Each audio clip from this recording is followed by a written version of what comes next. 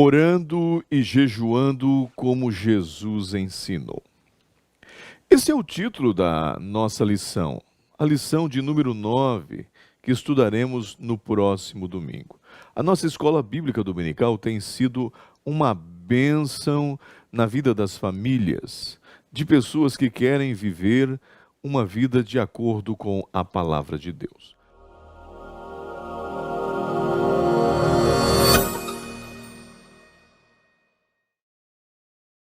A paz do Senhor, eu sou o pastor Emílio Enklein e estamos aqui para mais uma pré-aula da nossa escola bíblica dominical. Como já falamos, a lição de número 9 é a lição que tem o seguinte tema: orando e jejuando como Jesus ensinou. O texto áureo.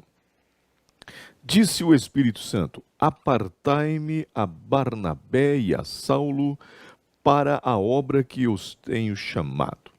Então, jejuando e orando, e pondo sobre eles as mãos, os despediram. Essa passagem está registrada em Atos, capítulo 13, o versículo 2 e o 3.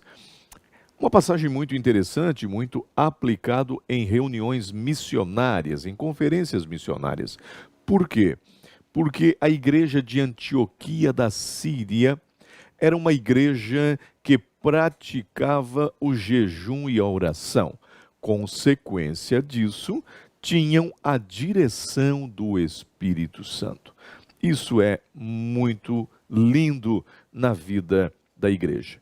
A verdade prática inserida em nossa lição, a oração e o jejum são disciplinas espirituais que potencializam sensivelmente a vida piedosa do crente. Com certeza, tanto o jejum quanto a oração deixam o crente mais sensível às revelações de Deus. Leva-o para mais perto de Deus. A nossa leitura bíblica em classe, que está registrado em Mateus, no 6, capítulo 6, dos 5 ao 18. Uma leitura bíblica um pouquinho mais extensa, dá para os alunos participarem. E nós temos, então, o plano de aula para o professor, mas vamos entrar na nossa introdução. Aqui diz o seguinte: nesta lição aprenderemos cerca da oração. Vamos falar acerca desse ato tão maravilhoso, conforme ensinada por Jesus Cristo, bem como as lições espirituais do jejum também. O destaque do Mestre Divino é que nesse nível de comunhão pessoal não podemos em momento algum ser seduzidos pelo pecado, o qual não nos acompanha apenas quando buscamos ser reconhecidos pelos outros, mas quando nós queremos ter uma vida espiritual melhor, o pecado sempre vem para nos derrubar. Lá em Mateus capítulo 6, e o versículo 5 e o 18, ele nos alerta a não cairmos na tentação da natureza pecaminosa, porque mesmo sozinho podemos pecar. Com as orações e jejuns, corremos o risco de até nessas ações ser hipócritas. Então observe uma coisa. Na lição passada, nós estudamos o perigo de ser hipócritas dando esmola. O perigo de querer ostentação entregando alguma coisa ao pobre. Nesta lição, nós iremos aprender a orar da maneira certa e ter a postura da maneira certa.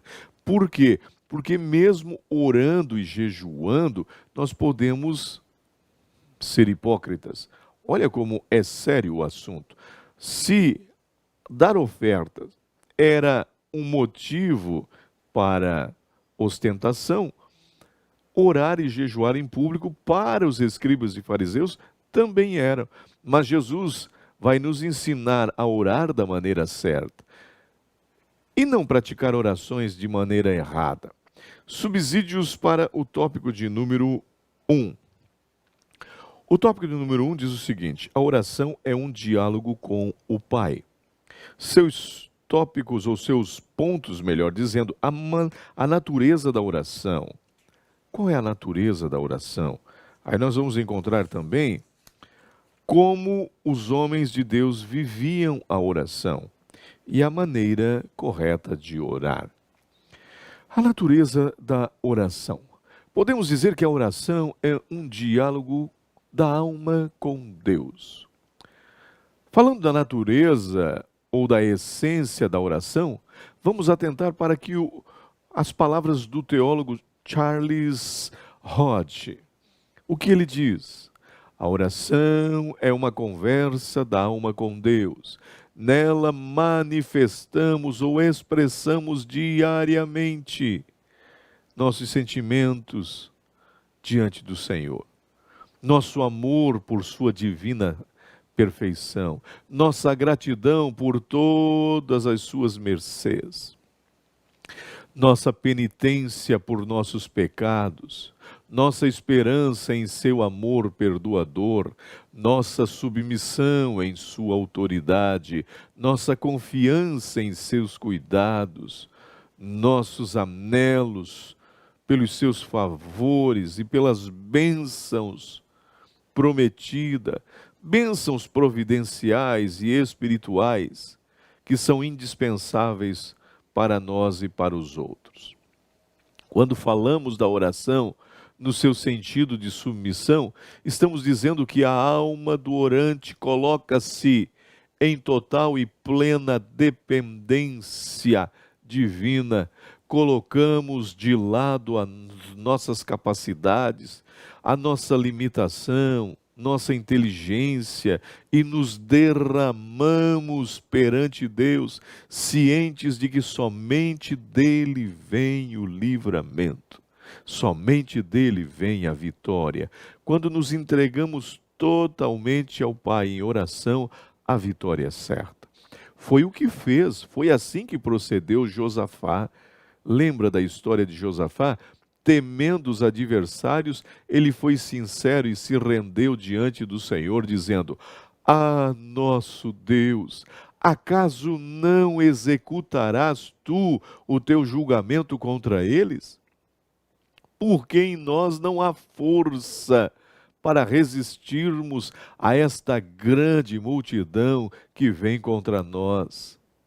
E não sabemos o que fazer. Em nós não há forças, porém os nossos olhos estão postos em ti. Que oração tremenda! Quando falamos sobre oração, ela se torna cada vez, principalmente no sentido de submissão, ela se torna cada vez mais gloriosa, pois quem a faz não está apenas querendo receber algo de Deus, mas está reconhecendo a soberania de Deus, está priorizando que Deus venha realizar a sua vontade e não a dele. Deus realizará a vontade dele e não a minha. Foi o que Jesus fez no Getsêmani: faça-se a tua vontade e não a minha. O ponto 2 diz o seguinte: como os homens de Deus viam ou viviam e viam a oração. Como é que eles encaravam isso e praticavam? Não precisamos recorrer às obras clássicas cristãs para encontrarmos homens de oração que viveram em oração. Não vamos desprezar, claro, jamais vamos desprezar livros clássicos como Heróis da Fé, que Orlando Boyer escreveu, e outros, O Homem que Orava, clássicos maravilhosos. Mas a Bíblia fala de tudo isso. A Bíblia vai mostrar sobre homens que tiveram vida de oração. Quando uma pessoa aparece nas páginas das Sagradas Escrituras colocando-se em oração, independentemente do motivo, olha só, revelava uma plena confiança em Deus, uma certeza de que a resposta era certa, porque o Senhor sempre se interessou pelos seus filhos, nunca desprezou. A maneira certa de orar, podemos dizer. Qual é a maneira? O ponto 3 diz. A Bíblia nos ensina que a oração tem um interlocutor direto. Portanto, vós orareis assim: Pai nosso que estás nos céus, santificado seja o teu nome. Em relação à maneira certa de orar, é preciso que o cristão saiba o que é mais importante. Não é a postura. Tá, como é que eu vou orar, pastor? Como eu devo me posicionar? Observe uma coisa. Devemos observar uma coisa na Bíblia Sagrada. Homens e mulheres de Deus oraram das mais diversas posturas, as mais diversas posições. Em pé, ajoelhado, prostrado no chão, deitado na cama, assentado, pendurado na cruz, encostado na coluna, enfim, várias posições. Se foram sinceros, receberam. Se nós formos sinceros, independente da posição, receberemos. Se priorizarmos o reino de Deus, a resposta é certa. Deus nunca disse: orem nesta posição. Para ele o que vale não é a postura, e sim os motivos. É claro, já falamos que a postura não importa tanto. Porém, há uma coisa que precisamos saber a respeito da oração de joelho. Vamos levar em consideração. A oração de joelho representa duas atitudes, pelo menos: humildade e entrega absoluta a Deus, isso é, rendição total. Aí entendemos que a oração de joelho, ela é muito valiosa, não dispensando as outras, é claro. Agora chegamos ao tópico de número 2, subsídios para o tópico de número 2. A oração que Jesus ensinou.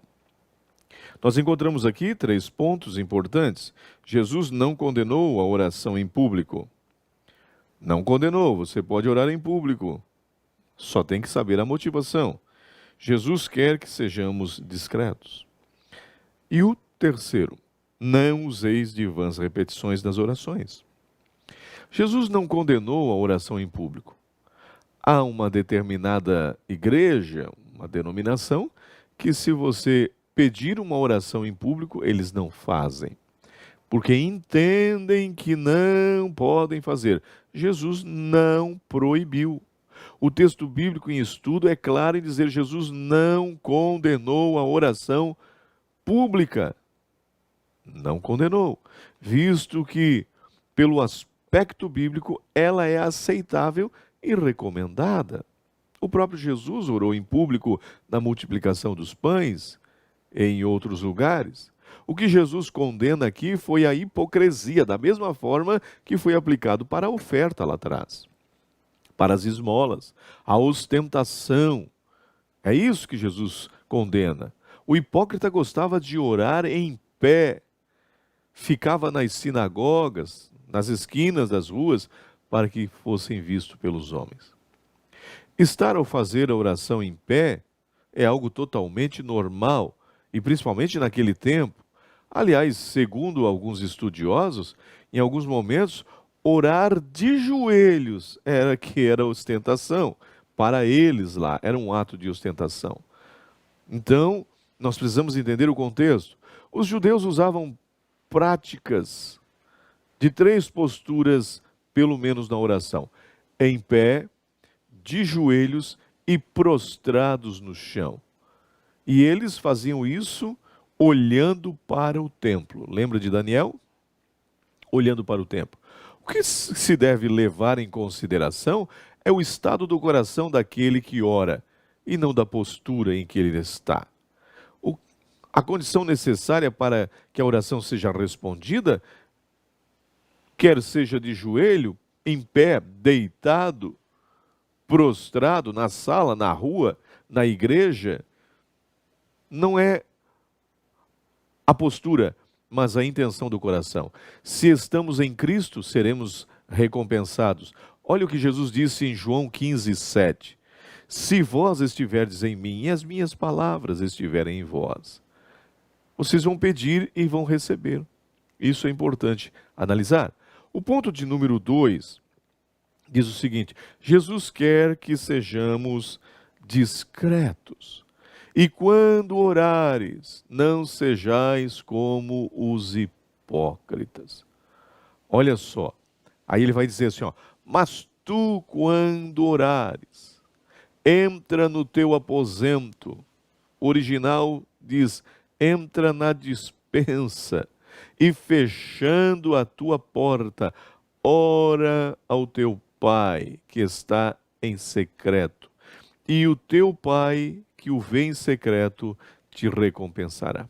Jesus quer que sejamos bem discretos na oração. Ele diz que aquele que realmente deseja comunhão com Deus precisa entrar no aposento para orar. Quarto é um substantivo neutro no grego. Pode estar falando da câmara de armazenamento, depósito, um quarto interno. No geral, uma despensa onde se guarda os alimentos. Agora, analisa comigo. Jamais alguém ousaria procurar uma pessoa que estivesse em oração num local como este, na despensa. Somente o dono da despensa teria acesso e interesse a entrar neste lugar. E é lá que o dono da despensa, o nosso Deus, entra e vai nos encontrar. Mas se levarmos primeiramente em consideração para o lado literal, que fala de um lugar secreto, e no aspecto simbólico de um lugar de alimento, está aí a resposta. Quem ora, recebe alimento para a sua vida espiritual. Para o cristão, o lugar secreto é visto como especial, a fim de afastar do mundo, de se isolar do mundo e estar sozinho com Deus. Ele sabe que a sua recompensa não vem do homem, vem de Deus que está nos céus. O ponto 3 diz: não useis de vãs repetições.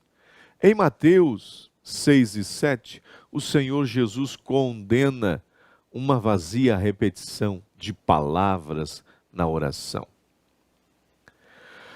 Na verdade, o que ele disse é que muitos não têm um verdadeiro relacionamento com o Pai, por isso acabam se comportando como os gentios. Ele diz, como os gentios, que por não conhecerem o verdadeiro Deus, mas dependem dos ídolos de pedra e madeira, eles oram, fazendo vãs repetições constantes do nome dele, desse ídolo, Baal, Baal, Baal, coisa assim, achando que quanto mais insistirem, poderão fazer com que esses tais deuses se rendam às importunações de suas palavras.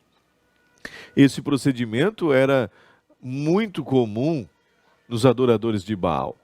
Não devemos pensar que Deus vai nos ouvir por muitas repetições. Alguns acham que quanto mais palavras, mais valor tem a oração. Não é assim. Nem se deve achar que, por usar uma repetição, vai cansar Deus e forçar a responder. Agora há uma doutrina do determinismo, ou daquela que você tem que colocar Deus na parede e você precisa ter a resposta dele. Deus não está submisso a nós, é nós que estamos submissos a Deus. Nada disso vai acontecer se procedermos desta forma. Quanto a esta repetição, não devemos pensar que Jesus disse ou está sendo contra uma pessoa tirar uma ou mais horas de oração, de ficar mais tempo diante do Senhor, de interceder, de insistir. Não, muito pelo contrário. Ele mesmo nos ensina a bater para receber. Mas ele está querendo dizer o seguinte: há orações longas e breves nas Escrituras. E Jesus está querendo enfatizar o motivo. Você pode fazer uma oração breve, há momentos que a oração precisa ser breve. Eu costumo dizer que a menor oração é aquela que a gente diz, Jesus, é no momento do perigo e ele nos livra. Mas existe aquela de intercessão, daquela insistência, é claro que sim, mas não repetindo e forçando as coisas para Deus. Para os pagãos, quanto mais longa, mais estridente fosse a oração, mais os deuses se voltariam para ela. A oração que tem repetição, mas que não envolve futilidade. Pode ter repetição? Pode, mas não envolve futilidade. Mecanismo, superficialidade, ela tem um valor e é aceitável sim. Jesus orou, ele também insistiu no Getsêmani. Quando entregamos tudo nas mãos de Deus em oração, sincero e humilde, ele cuida de nós. Vamos para o último subsídio de nossa lição, o subsídio do tópico de número 3. Oração e jejum. Oração e jejum, uma combinação perfeita. O aspecto bíblico sobre o jejum e o ensino de Jesus sobre o jejum. Oração e jejum. Duas práticas poderosas. A oração e o jejum, uma combinação perfeita, diz aqui. É mais do que comprovado que o jejum é um reforço para a oração. O jejum e a oração ajudam o cristão em várias áreas da vida. Uma delas é nas lutas espirituais. Paulo foi claro escrevendo aos Efésios, e ele disse que nós precisamos nos revestir, orando em todo o tempo, contra as lutas, contra as forças infernais. Esta luta começa desde o momento em que aceitamos a Cristo como nosso Salvador. O inimigo vai lutar para acabar com a nossa comunhão, com o lindo trabalho que Cristo realizou em nossa vida. Segundo, buscando direção divina, resposta de Deus. Aí nós encontramos Esther, nós encontramos Paulo, encontramos o próprio Jesus e outros, buscando direção. O jejum também, falando de arrependimento, como Nínive e outros. Na busca do poder espiritual, estar revestidos. Os discípulos descobriram isso quando não conseguiram expulsar o demônio daquele moço. Aí Jesus disse, esta casta só pode sair através da oração e do jejum. A parte de número 2, ou o ponto de número 2, diz o seguinte, o aspecto bíblico sobre o jejum. Por mais que algumas pessoas tentem desfazer da temática sobre o jejum, esse assunto sempre fez parte das mais diversas religiões. Tem gente que não acredita no jejum, até mesmo alguns evangélicos.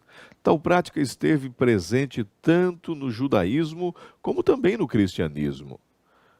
Sim, nós praticamos jejum. O seu uso vai tanto no aspecto positivo como negativo. Daí a necessidade de uma compreensão verdadeira, correta sobre o assunto.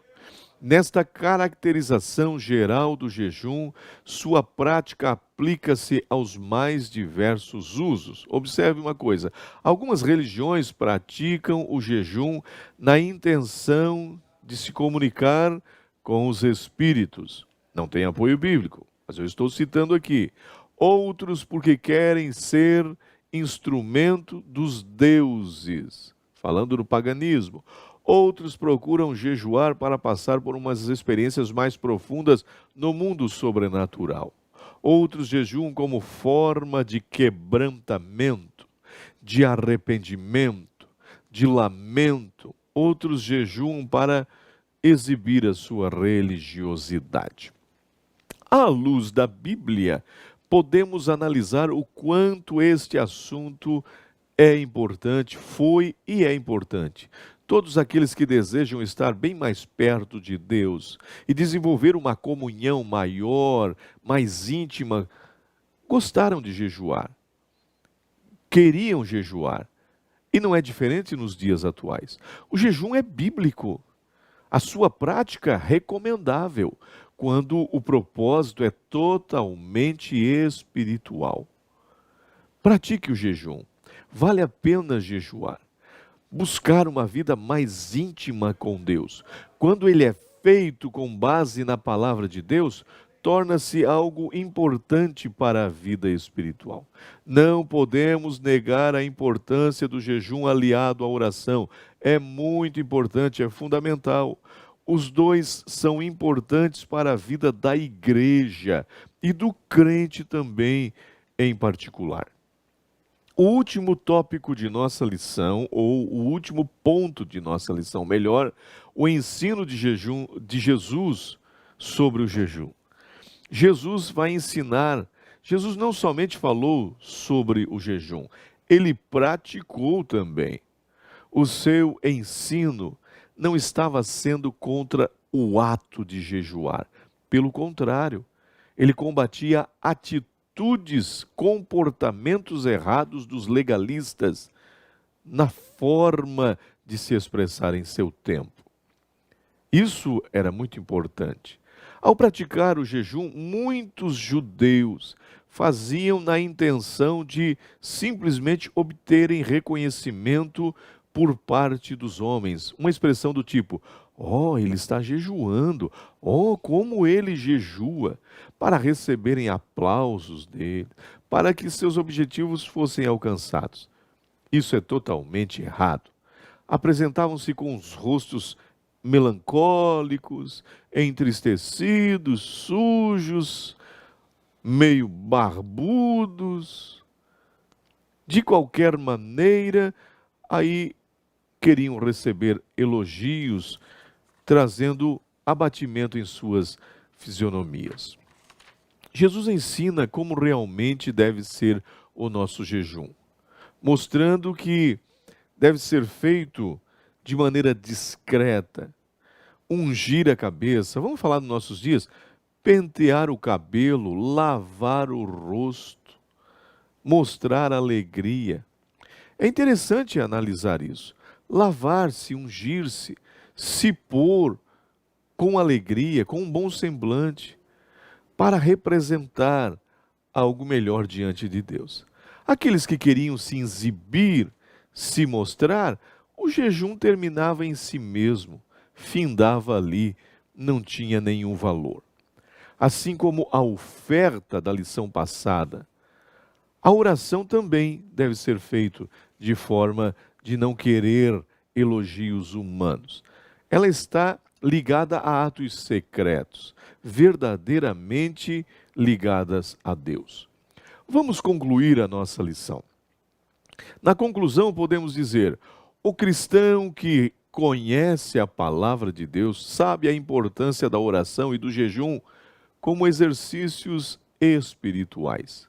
Pela prática de ambos, o crente estará mais sensível ao Espírito Santo, de modo que a sua realização vai trazer constantes benefícios para a sua vida espiritual, especialmente diante de um mundo materialista, secularista, utilitarista, aonde buscam coisas efêmeras.